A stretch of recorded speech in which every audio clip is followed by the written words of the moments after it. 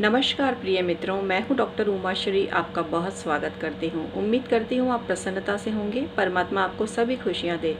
आज का वीडियो हमेशा की तरह बहुत ही खास है।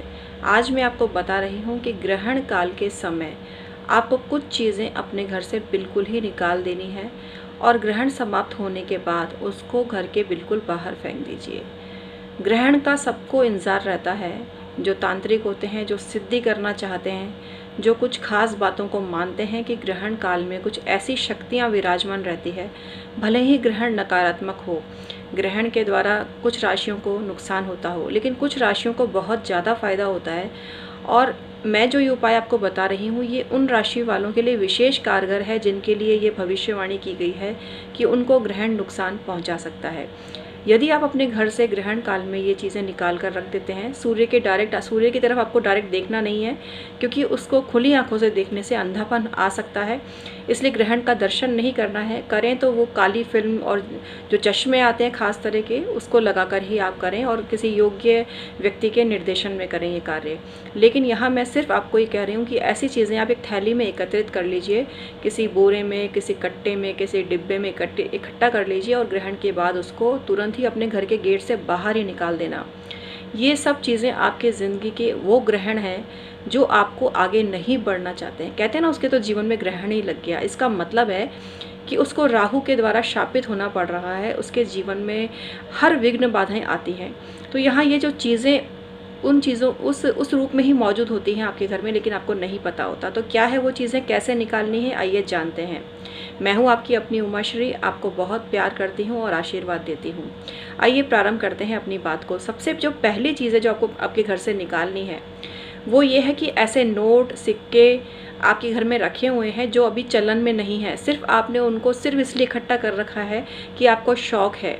तो यहाँ मैं आपको बोल दूँ कि ये जो शौक़ है भले ही बढ़िया हो, लेकिन इससे शनि पीड़ा देता है आपको।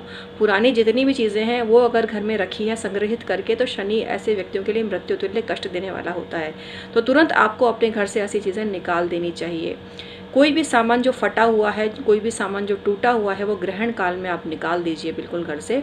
इसके अलावा ऐसे वस्त्र जो बहुत सालों से आपने नहीं पहने हैं, एक बार निकाल के उनको फेंको। आपको अपने आप अपनी ज़िंदगी में चमत्कार महसूस होने लगेगा। इसके अलावा गेहूं और गुड़ का दान जरूर करना है। गेहूं और गुड़ का दान पुराने वस्त्रों में रख कर भी कर सकते हो, वैसे भी कर सकते हो।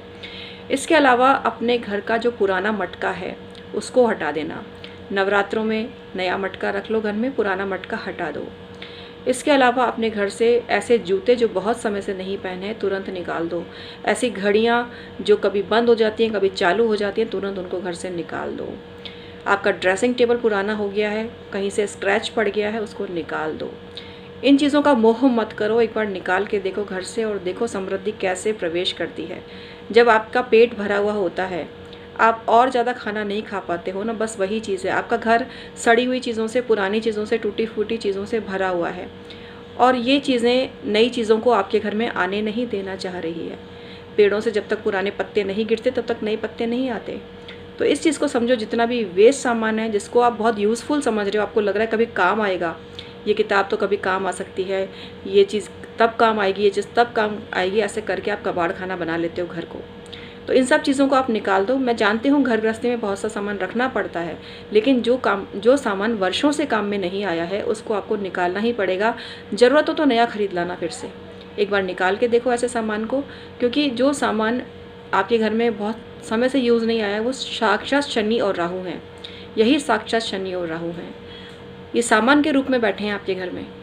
आप इनको निकालने की एक बार हिम्मत कर लोगे ना, आप लालच नहीं करोगे, आप लोभ नहीं करोगे, आप उनके प्रति मोह नहीं दिखाओगे, आपका जीवन का जो क्रम है ना तभी आगे बढ़ पाएगा तरक्की वाला।